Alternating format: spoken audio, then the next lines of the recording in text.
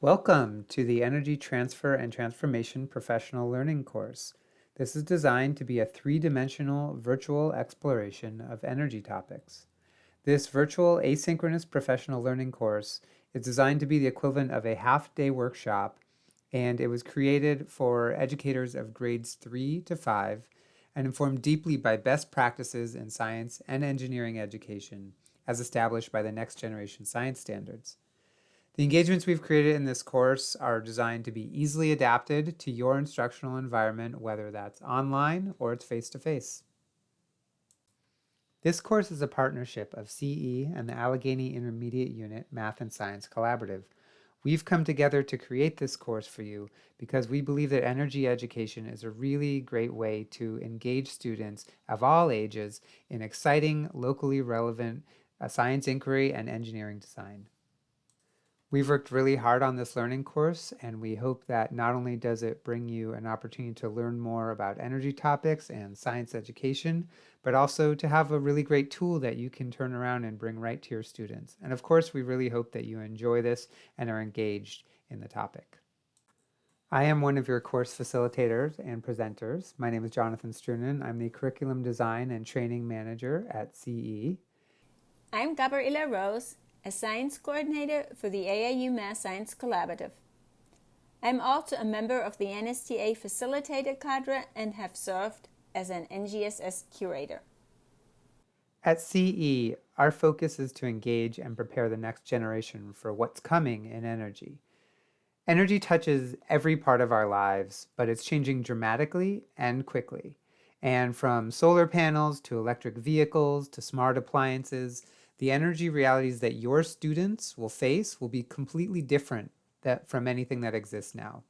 So by using energy as a topic for engaging in relevant, meaningful scientific inquiry and engineering design, you as educators can empower your students to have a voice in what's happening in energy, and you can open them to many meaningful, well-paying careers in the field.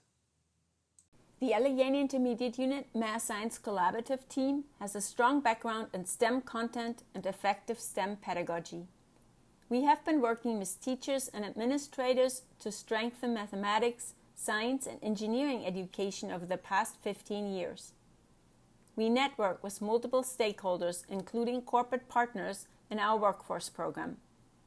We work with public libraries and Head Start to bring quality STEM education to young learners through our Storytime STEM packs.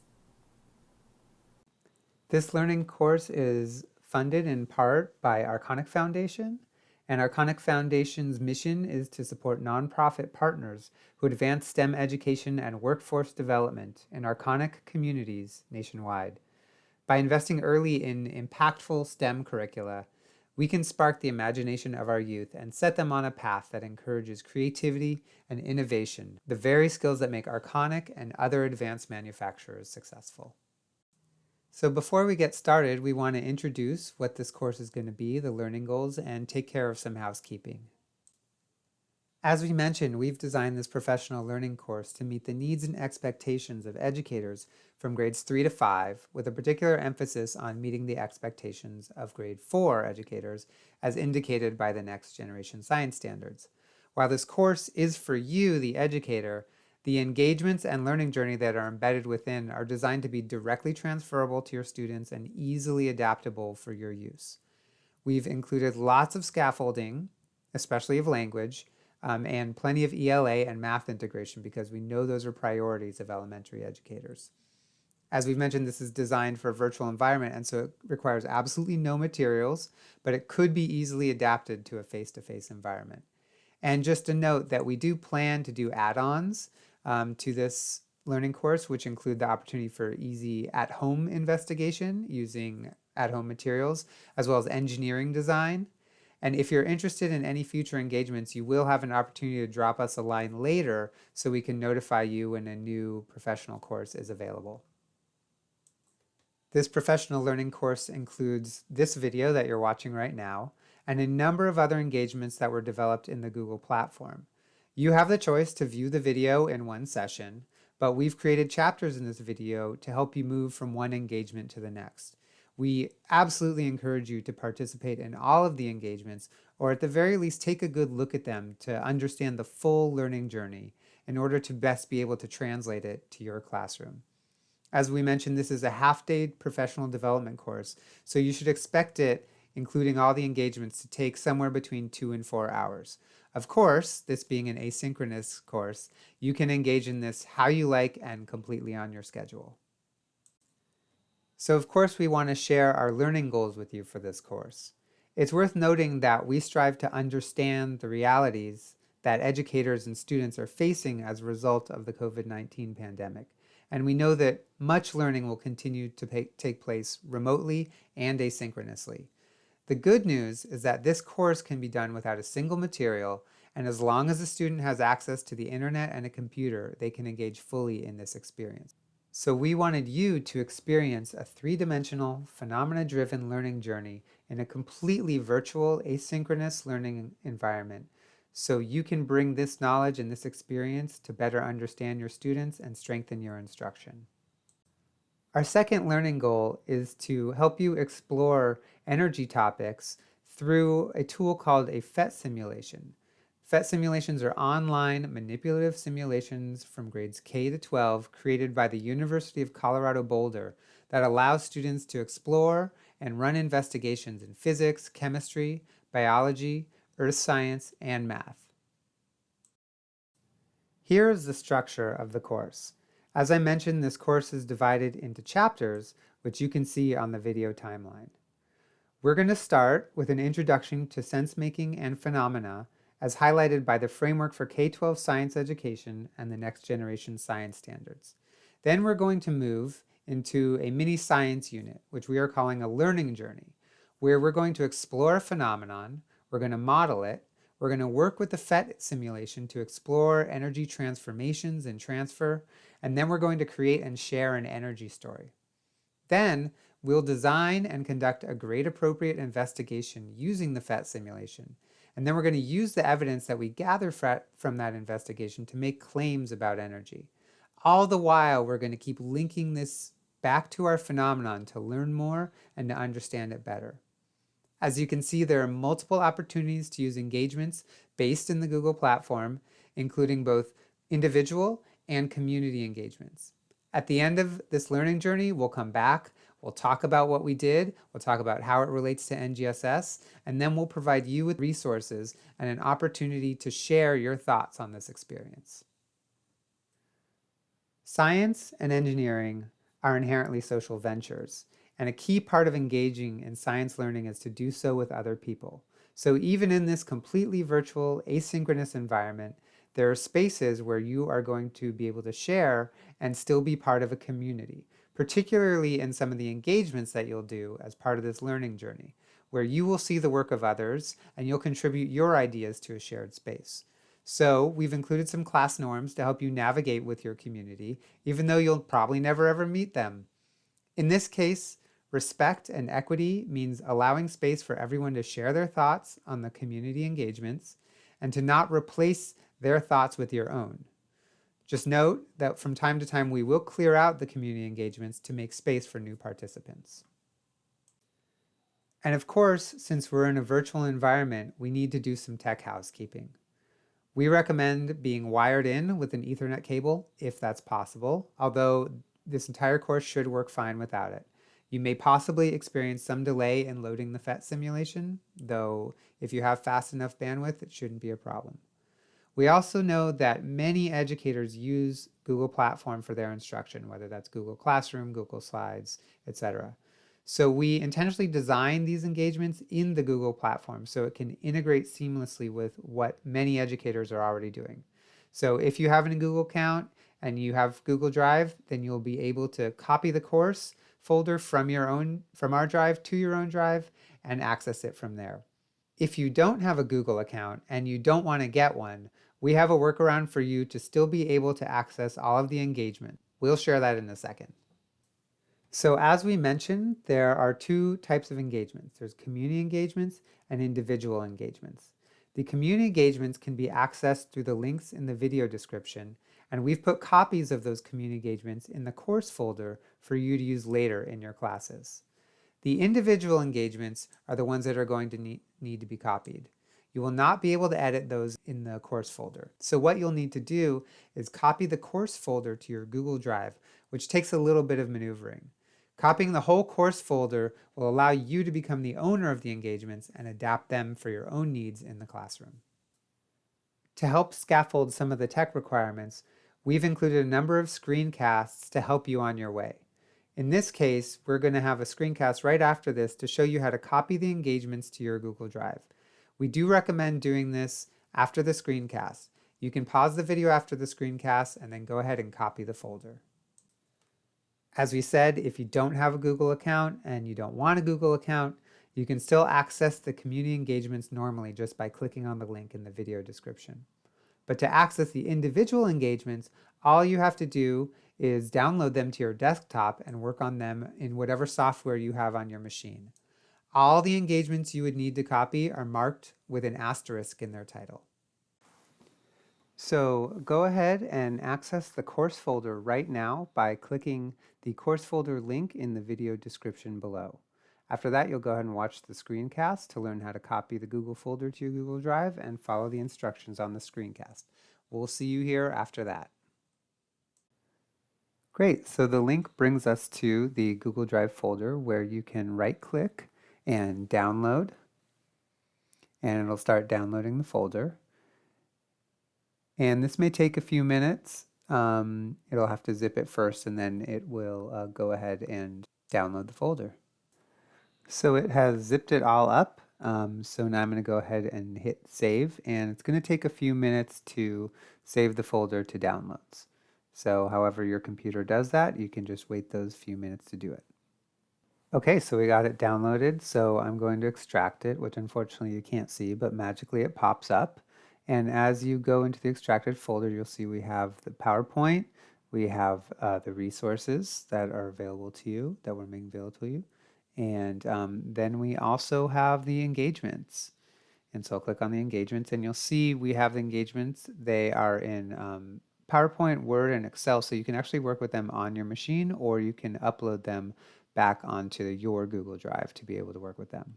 Okay, so you can see that I've re-uploaded them into Google Drive, and you can see the engagements are there. And I just wanted to point out again that they're still in PowerPoint form or Excel or Word form. So what you can go ahead and do is you can go ahead and right-click on them, and you can open them in, say, Google Slides or Google Sheets if you want, or you can go ahead and just open the document and translate it into a Google Slides or Google Sheet document if that's what you want. And once you have that all ready to go, you are ready to begin the course. Let's start with some background on the importance of phenomena in science education. Since the release of the Framework for K-12 Science Education and the Next Generation Science Standards, we have been working on implementing the shifts outlined in these documents. These shifts are not all new, but built on decades of research of how students learn science that came before the NGSS. We will focus on the two shifts shown here. This slide shows how the two shifts work together. Students actively engage in science and engineering practices and use the cross-cutting concepts as thinking tools to figure out the phenomenon and make sense of the disciplinary core ideas. We can summarize this as phenomenon-based three-dimensional learning. What do these shifts of instruction look like in the classroom? This graphic shows how we're placing more emphasis on the right side, moving from an information frame to a sense-making frame. It is a shift from students memorizing and knowing about to figuring out things. What exactly is sense-making, and what does it look like in the classroom? Sense-making is actively trying to figure out how the world works through phenomenon-based three-dimensional learning. It is important to emphasize that sense-making happens with others as part of a learning community, where learners come to consensus through sharing ideas, evaluating competing ideas, and giving and receiving feedback. The next generation science classroom places emphasis not only on sense-making, but also on equity. Learning experiences are designed so that they're relevant and authentic for students, providing opportunities for students to build on their prior learning and experiences, and empowers them to construct meaning as they collaborate with others to make sense of science ideas. We all know that every learner is different and comes with different experiences. In sense-making, we see all students as knowers, no matter where they come from, every student bringing assets and ideas to the scientific and engineering process. We start where they are, with what they know, rely upon them to bring up new ideas and questions, and follow their lead to new interesting questions and explorations. This assets-based approach more easily allows all students, regardless of racial, gender, or class identity, or particular learning needs, to see themselves as part of the scientific process. Let's unpack a bit more how we use phenomena to equitably engage all students in learning. Brian Reiser is one of the leading voices on phenomena, and we will watch a short video by him on using phenomena in the classroom. To watch this great clip explaining phenomena, simply pause this video and then click the link for the Brian Reiser phenomenon video located in the video description below. After watching the short clip, you can come back to this video to continue with the course. Here's a good summary of what phenomena are. Phenomena are observable events in nature. We will share some great resources for selecting effective phenomena at the end of the presentation. In phenomenon-based teaching and learning, we start with the phenomenon, and the goal is for the learner to explain the phenomenon based on the evidence collected during the learning sequence. When students engage in engineering design challenges, they design solutions to a problem that arise from phenomena. So at CE, we really like to talk about real-world, locally relevant phenomena. Phenomena that your students can understand from their day-to-day experience, phenomena that engage them in understanding the world that they see around them every day. And specifically, we see the opportunity for these phenomena to really branch off into both directions, both into science and in engineering. And in that way, you can create a number of instruction opportunities and go in a lot of different directions with just one phenomena.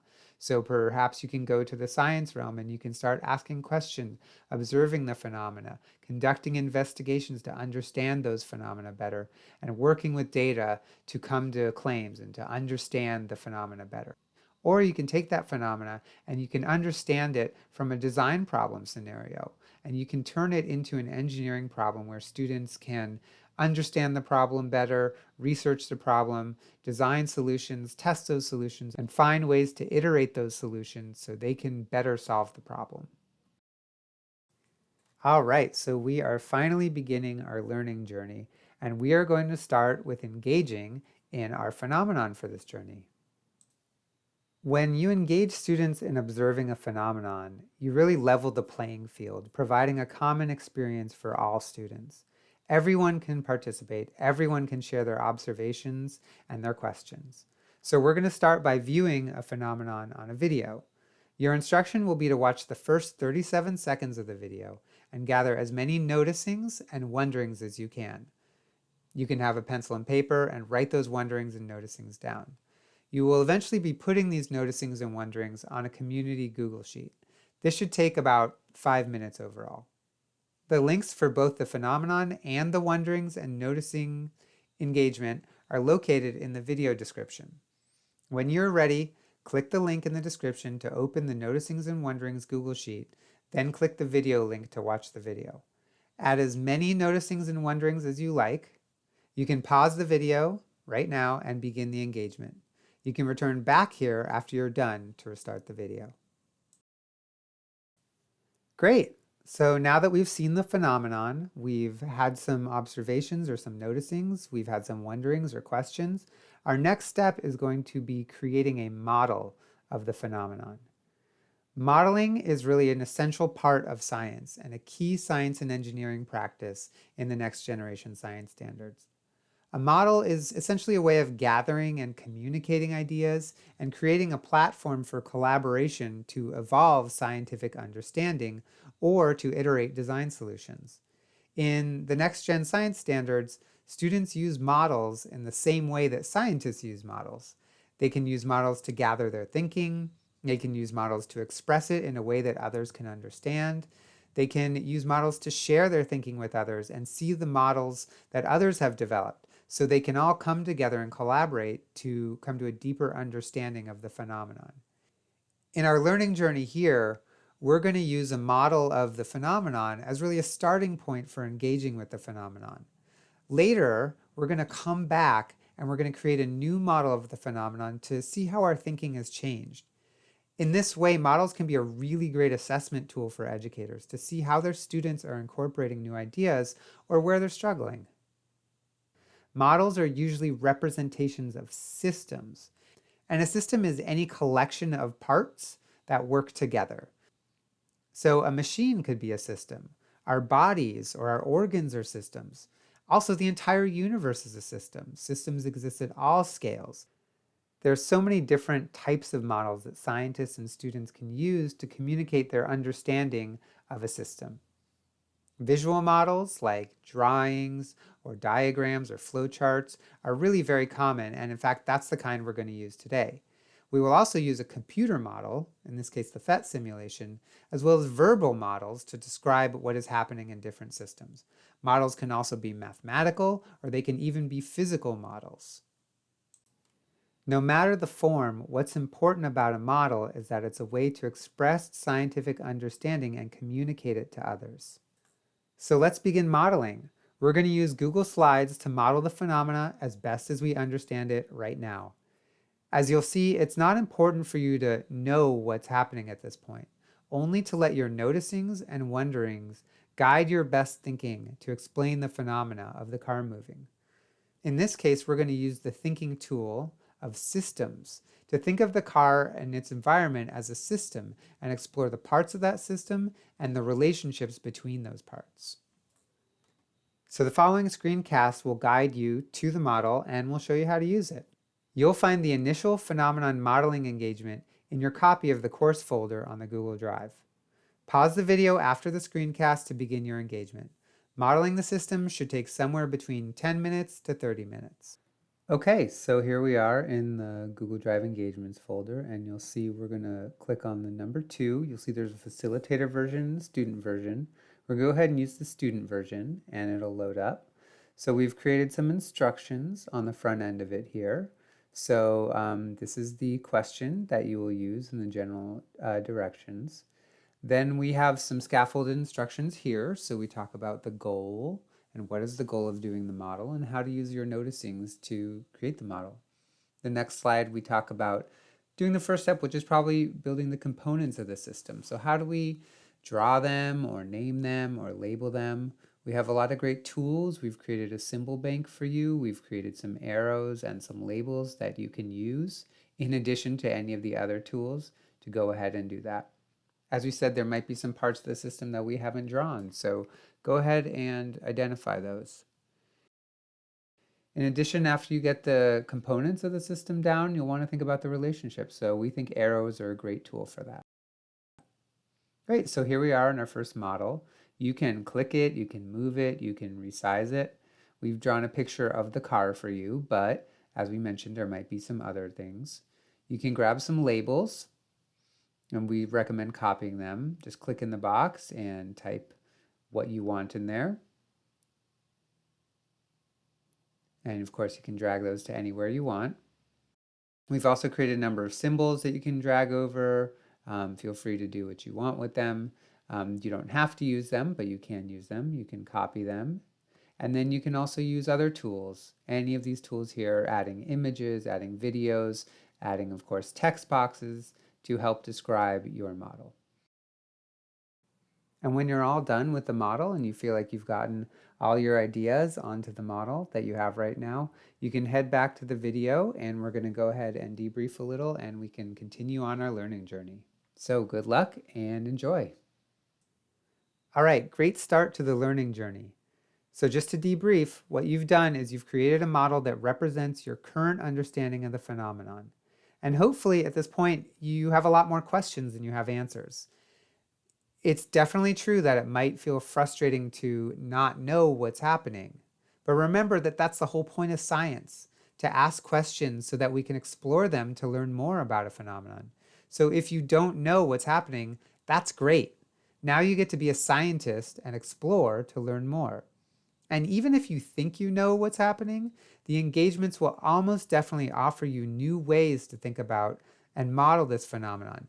And at the very least, it will expose you to the way that other people are thinking about this phenomenon. Remember that this is a learning journey, and we're going to figure this out step by step together.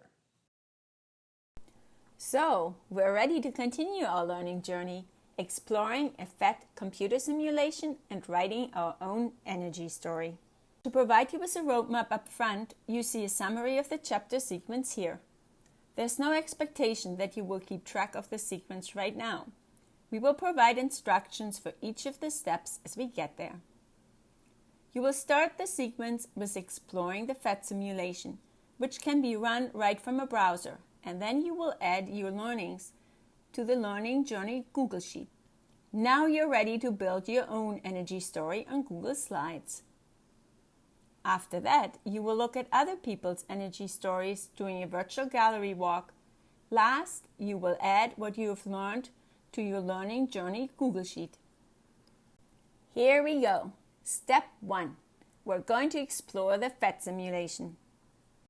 We've talked about models before, and now you will have the opportunity to work with a specific type of model, a simulation, that helps us understand some things about energy. This will be very helpful in eventually figuring out more things about how the car in our video moved. The next generation science standards include the dimension of cross-cutting concepts. These cross-cutting concepts are great thinking tools that help us figure out disciplinary core ideas or science concepts. The cross-cutting concept of energy and matter is a very helpful thinking tool for our task, as it focuses our attention on keeping track of energy as it flows into, out of, and within a system when we use the PhET simulation. The following screencast will guide you to the PhET exploration and walk you through using it. The link to the PhET simulation is in the video description below. Pause the video after the screencast to begin your PhET exploration. This investigation should take somewhere between 10 and 20 minutes. Okay, so we've clicked the link and we're now at the PhET simulation. And so don't worry about any of this stuff down here, it's informational, but you really would just want to click on this image here and it's going to go ahead and load the simulation. And so you want to click on Systems, that's where we're going to find the manipulative. And so here we are. So you can see there's different parts. So here we have some of the energy inputs, and you can just click to change the energy input. You can also click to change some of the energy changers. You have two options here, and then you have the ability to change the energy outputs as well. So for example, let's just go ahead and manipulate the system by raising up the heat here. And what you can see is you can start to see some steam coming out of the system. But who knows how it's changing the rest of the system. Maybe if we had different changers, different outputs, it might have a different effect. Another example might be to click this bicycle and you just click and drag the slider and that will change the amount of energy that's being input into the system. And so again, really your instruction is just to play around, just to have some fun, just to explore it and to see what you can learn. We'll engage a little more deeply later. We're ready to move to the Learning Journey Google Sheet. Now that you've conducted the PhET exploration, take some learnings and wonderings from the investigation and add them to your Learning Journey engagement to help inform your understanding of the phenomenon. You will find the Learning Journey engagement in your copy of the course folder. It is labeled 5, Learning Journey Engagements. The following screencast will guide you to the Learning Journey Engagement Google Sheet and walk you through it. Pause the video after the screencast to complete your Learning Journey entry. This should take somewhere between 5 and 10 minutes. So here we are in the course folder, And you'll go ahead and find number 5, which is the learning journey engagement. It's a pretty easy one. We'll just go ahead and double click on it and open it up. And it's a Google Sheet, so you'll find the instructions right up here at the top. And the instructions are to just add 3 learnings and wonderings after each of the major engagements. And you'll just go ahead and add up to 3 learnings and 3 wonderings. And you'll do this right now after the PhET simulation. You'll do it again after the energy story and gallery walk. And then finally, you'll do it after the PhET investigation. We'll use each of these learning and wonderings to help support our understanding and our remodeling of the phenomenon at the end of the learning journey. We're ready to build our energy story based on what we have learned exploring the PhET simulation.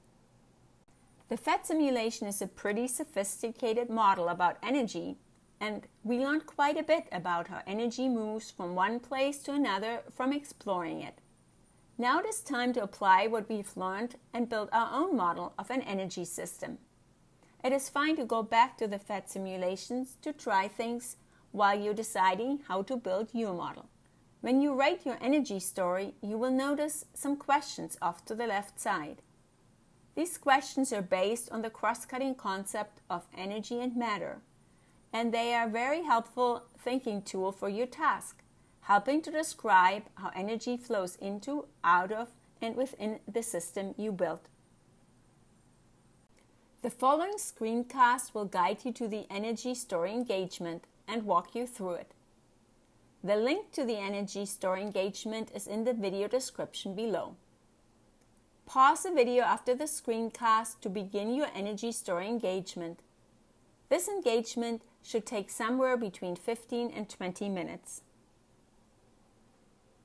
Okay, so we've clicked the link in the video description for the energy story engagement, and it brings up this Google Slides document. So remember, this is a community engagement, so you will be filling this out along with other people who will be filling out. So please make sure not to fill in a slide that has already been filled out. You'll just find your first blank slide and you'll go from there. So in the first slide, you'll see the link to the PhET simulation. You're welcome to engage with the PhET simulation in more detail if you like. And on your slide, what you're going to do is 2 things. The first thing you're going to do is work with the top half of the slide to create some kind of energy story. You can do this engaging with the PhET simulation, or you can do it without engaging with the PhET simulation. So you're just going to grab one of these symbols or labels here, and you're going to make a story. You're going to have an energy input, an energy changer, and an energy output.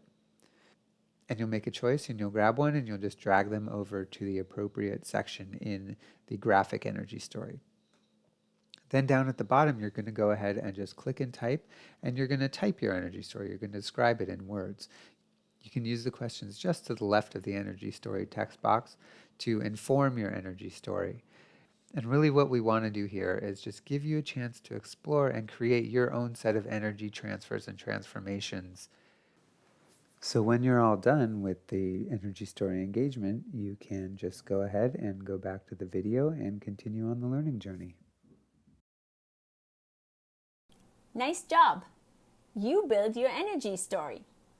Let's take a virtual gallery walk and see what others have done. Throughout our engagement, we as learners are doing science the same way scientists do science. A crucial part of the work of every scientist is to share their work publicly for peer review.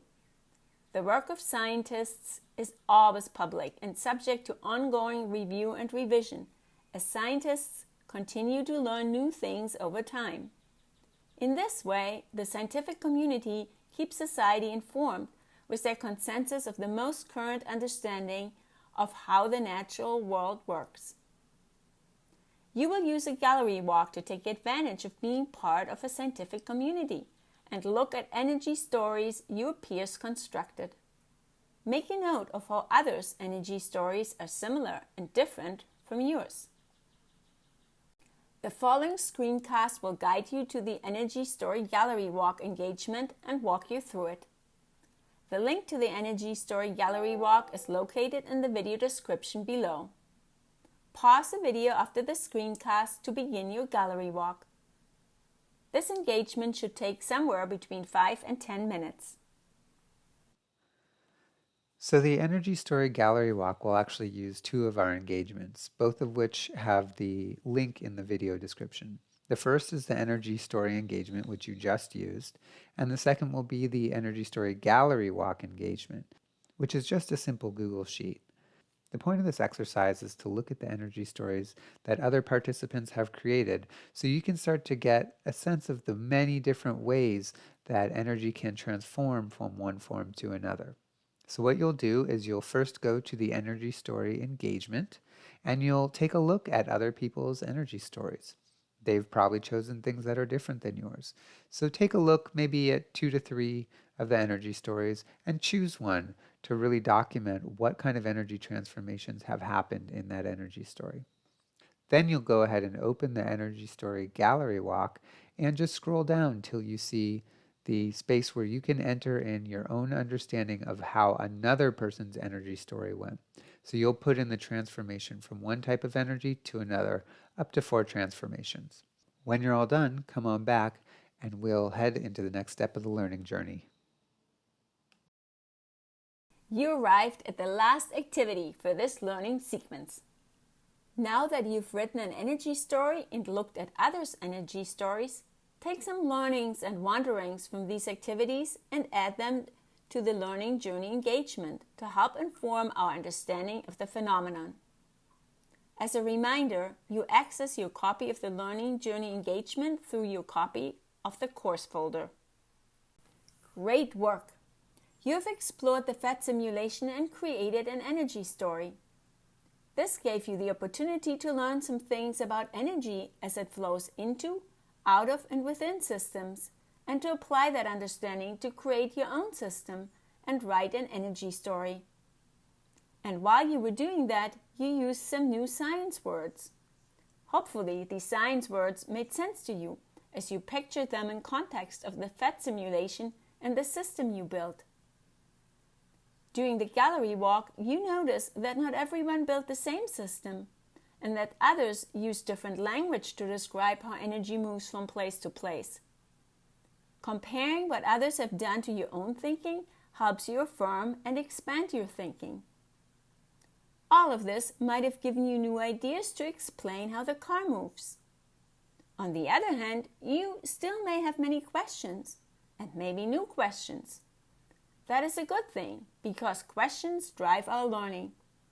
Don't worry if you're still not sure how the car moves or whether your model is correct. We will continue to learn together. We're now deep in the learning journey.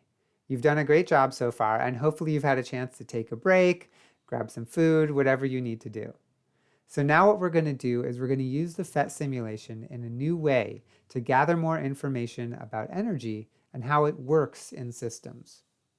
We're going to engage in 2 more key science and engineering practices, at least one of which is probably pretty familiar to you. We're going to gather data through an investigation of a research question, where we're going to design and implement an investigation to better understand how energy works in systems. Then we're going to use the evidence that we gather from that investigation to make a claim about the research question. All of this work can inform how we think about the phenomenon. So as I mentioned, we'll now be conducting an investigation. Investigation is one of the key ways that scientists, and of course students, can explore questions in a controlled manner and gather data that they can use to understand something better. Investigations allow us to control certain parts of the system while changing others. Both the things we change, as well as the things that happen because of those changes, are called variables. By changing some of the variables and measuring others, we begin to gather data and evidence that we can use to answer the question we are researching and hopefully shed some light on the phenomenon. As we change some of the variables in the system and we leave some of the others the same, we are starting to explore the thinking tool of cause and effect, which is an NGSS cross-cutting concept. Through this engagement, hopefully you can start to see a clear relationship between the 2 variables we're investigating. In this case, the energy going into the system and the energy coming out of the system. You'll find the investigation document in the course folder. It's a document titled 6, PhET Energy Investigation Engagement. The following screencast will guide you to the investigation and walk you through it. Pause the video after the screencast to begin your engagement. The investigation should take somewhere between 30 and 60 minutes. Okay, so here we are back in the course folder, and we're going to go ahead and find the investigation, which is the only Google Doc, actually. It's 6 right here, PhET Energy Investigation. So you'll go ahead and double click on that to open it. And here we are. Right here we have the link to the PhET simulation, so you can access that whenever you want. And here's the research question. How does the amount of energy going into the system affect the amount of energy coming out of the system?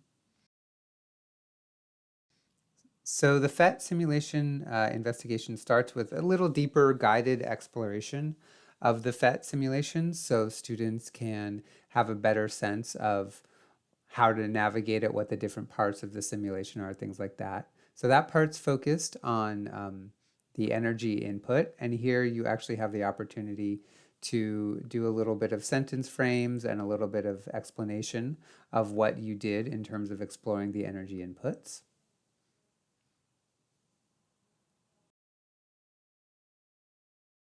Okay, and down here on the next page we have a way to explore the energy changers. So this is where you can explore the interactions between the energy inputs and the energy changers. And all of this is really meant to help you form a selection of which parts that you're going to be choosing for your investigation. So here I've chosen the sun and the solar panel, for example. In the third part, we're going to explore the energy outputs. And we're going to think about the energy outputs and what type of energy that they put out. And here we have the energy symbols. That's up in the upper right of the PhET simulation. And we wanted you to get used to that, turning that on, turning that off. And now we're going to start the investigation. So again, we have the research question. How does the amount of energy going into the system affect the amount of energy coming out? We're going to start by making a prediction.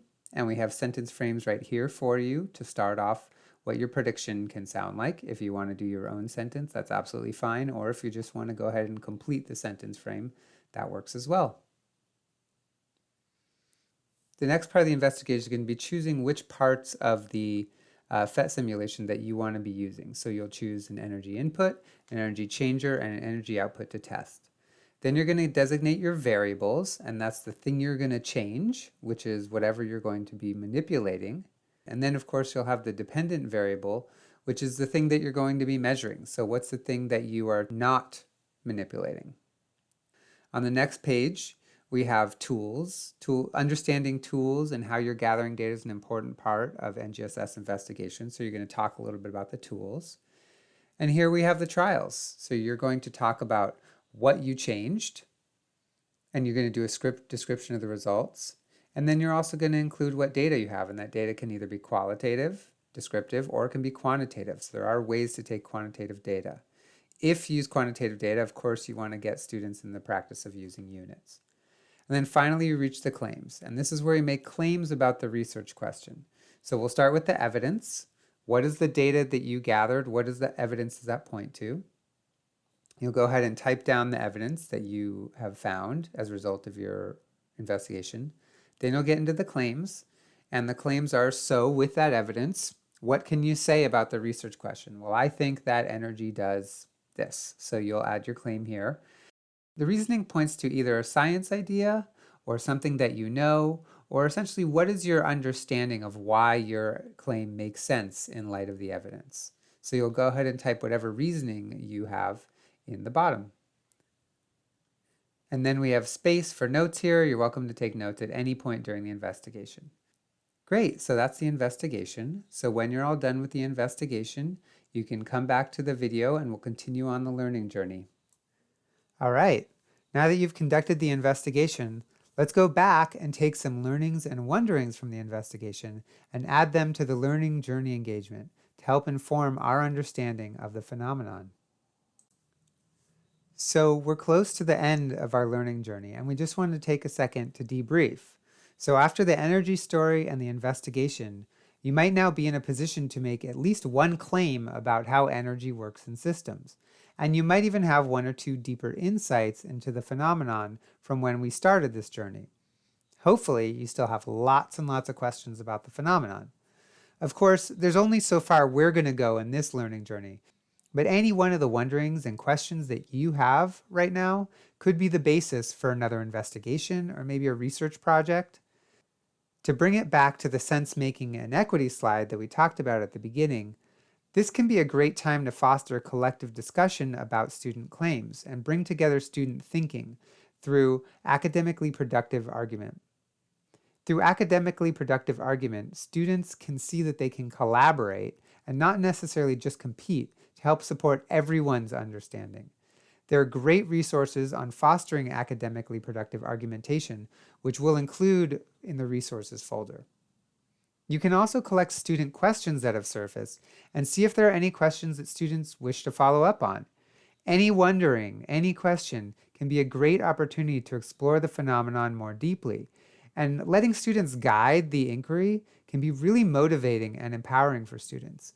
It can also be an opportunity for you to find other ways to integrate ELA and math into this learning journey. So finally, we've arrived at the last phase of our learning journey.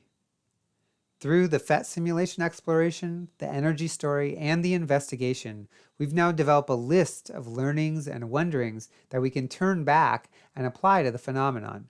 We're going to do this by remodeling the phenomenon, demonstrating our current understanding of what's happening in the phenomenon. So you're going to go ahead and access the learning journey engagement to gather all of your learnings and wonderings and apply them to the development of the new model. We're not going to include a screencast here because you already know how to access all of the documents. Simply find engagement number 7, the new phenomenon modeling, student version, in your copy of the course folder. You'll repeat the modeling exercise again exactly as you did before. You're welcome to rewatch the phenomenon to get reacquainted with it before you create a new model. Perhaps you'll even have new noticings and wonderings. Creating a new model should take between 10 and 20 minutes. When you're ready, pause the video and begin the engagement. Great job.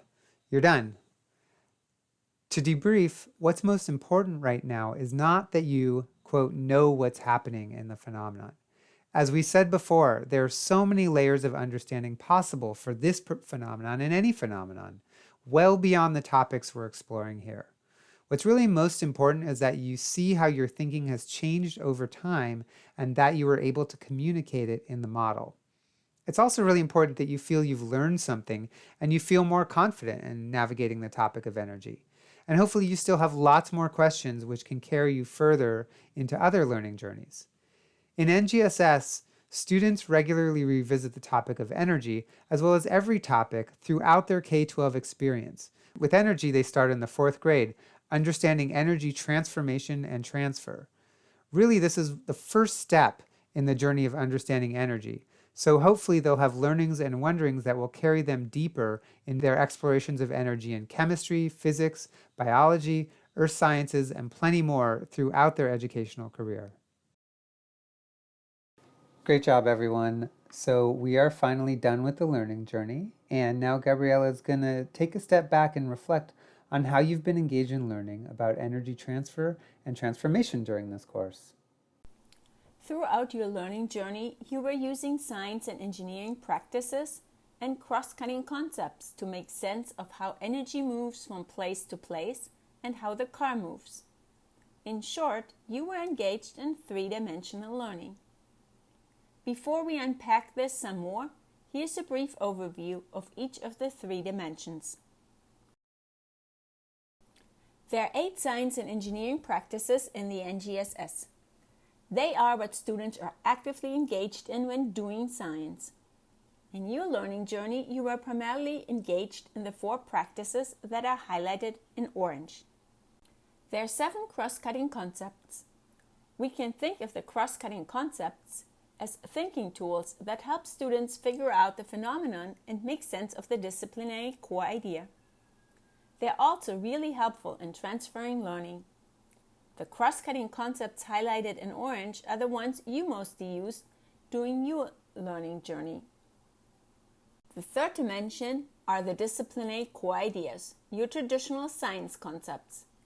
You can see that the disciplinary core ideas in engineering and technology are featured alongside the natural sciences. In our learning journey, we focused on the disciplinary core idea PS3, energy. We will start with thinking back to the very first engagement when you observed the phenomenon of the car and wrote down some of your noticings and wonderings. While you were doing this, you were asking questions about how the car moves, the science and engineering practice of asking questions and defining problems. And you were using the cross-cutting concept of patterns, such as noticing that the car was moving in the sun but not in the shade. This helped you start figuring out the phenomenon and start building your understanding of the disciplinary core idea of definitions of energy. While there are 8 practices and 7 cross-cutting concepts in the NGSS, we're only showing the one practice and cross-cutting concept that was in the foreground for this particular engagement. You will also notice a bulleted statement underneath each of the 3 dimensions. That is an element of the particular practice, DCI or cross-cutting concept. It is important to go down to the element level for each dimension, since the element is aligned to what students should be able to know and do in a particular grade band. So for our science and engineering practice asking questions and defining problem, the element provides a lot more detail. Ask questions that can be investigated and predict reasonable outcomes based on patterns such as cause and effect relationships. Our next engagement was to draw an initial model of the phenomenon. Here the science and engineering practice of developing and using models and the cross-cutting concept of systems and system models helped us to start building our understanding of the disciplinary core idea of definitions of energy. Look at the element level for each of the 3 dimensions and think of evidence that you were engaged in the elements shown here. Do you agree that you were using a model to describe how the car moves while you were thinking about the car as a system? Do you agree that this helped you start understanding that energy moves from place to place as you were thinking about the sun powering this car? Next, you explored the PhET simulation and wrote your energy story. Take a look at the 3 dimensions and the elements. Pause the video for a little while you recall the activities and find evidence that you were engaged in these elements. You may have thought about the PhET simulation and that it shows how energy can be transferred in various ways in between objects. Maybe you thought of how you constructed an explanation of how energy moves from place to place when you constructed the energy story. And you probably agreed that this helped you better understand the disciplinary core idea of energy. Next, you were planning and carrying out an investigation using the PhET simulation to help you answer the question of how does the amount of energy going in the system affect the amount of energy coming out? Think about how the elements of the practice and cross-cutting concept helped you learn more about the disciplinary core idea of energy, and how it helped you ultimately answer the question of how the car moves. After several engagements, you finally revisited your initial model and revised it. Did you see evidence of the elements of the 3 dimensions shown as you revised your model? Did that help you revise your model and explain how the car moves? As we said before, students need multiple experiences over time to develop a deep understanding of a particular disciplinary core idea. In this course, you and your students engaged in several different practices and you used several cross-cutting concepts to figure out the phenomenon and started to make sense of the disciplinary core idea of energy. There's much more to figure out about energy, but we now have a good basis to continue to build on. And finally, we're going to leave you with some resources. These resources are on phenomena, sense-making, energy topics, and plenty more. And all the resources are in the resources folder that you copied over to your Google Drive. First off, the Framework for K-12 Science Education is the research that the Next Generation Science Standards are based off. It's a completely free download on National Academies Press. The official Next Generation Science Standards website, nextgenscience.org, is a fantastic resource. You can find all the standards and the appendices there, as well as videos and quality instructional units. STEM Teaching Tools is a research and development initiative of the University of Washington Institute for Science and Math Education. STEM Teaching Tools are open education resources. STEM Teaching Tools reflect much of the latest and best thinking in STEM education, and the website stemteachingtools.org has plenty of free resources to help you orient to best practice pedagogy in STEM education, including ELA and ELD integration and culturally responsive STEM education. In particular, we want to highlight two STEM teaching tools, number 42 and number 28, which address how to use phenomena in instructional sequences. If you need ideas for phenomena in other science topics besides energy, there are a couple great collections of phenomena that you can use in the classroom. Some are photos, some are videos. I'll provide really great phenomena for you to start your learning journeys in a variety of topics. Finally, here are a few great resources for understanding energy better and energy in education. First of all, our online educator library, available at cebrightfutures.org/teach, contains over 150 teacher-generated, classroom-tested lessons which are organized into 30 units. They span a broad range of energy topics, and we have lessons in units from grades K all the way to 12. In addition, there are a couple other great resources. The Department of Energy has developed an energy literacy framework and have a teachers page which help educators orient to what the literacy framework is and how they might apply it in their classroom. And the Energy Resources thread is a Twitter thread with educators who have contributed a number of resources and opportunities in energy education at all grade ranges. We want to say thank you so much for joining us on this course. We want to make sure that this course is as effective and helpful for all educators. So we ask that you take just a few minutes to click on the evaluation link in the video description to help fill out this quick evaluation and confidence check. Additionally, we're asking you to leave your contact information if you want to know when we're going to release more professional learning courses. As we mentioned at the beginning of this, we have plans for an energy transformation, engineering design course, as well as a number of other courses that students can do at home, and future science and engineering courses focusing on other energy topics, like electricity fundamentals and sources of energy. Leaving your name and contact information is completely optional and confidential. Thanks again. If you liked this course, if you enjoyed it, if you found it useful, please share it with your colleagues, and please also share it on YouTube. Thanks so much. We appreciate all the time that you've spent with us, and we hope that this has been a meaningful experience for you and that it supports you in your instruction, whether it's in classroom or in virtual environments. Thanks again.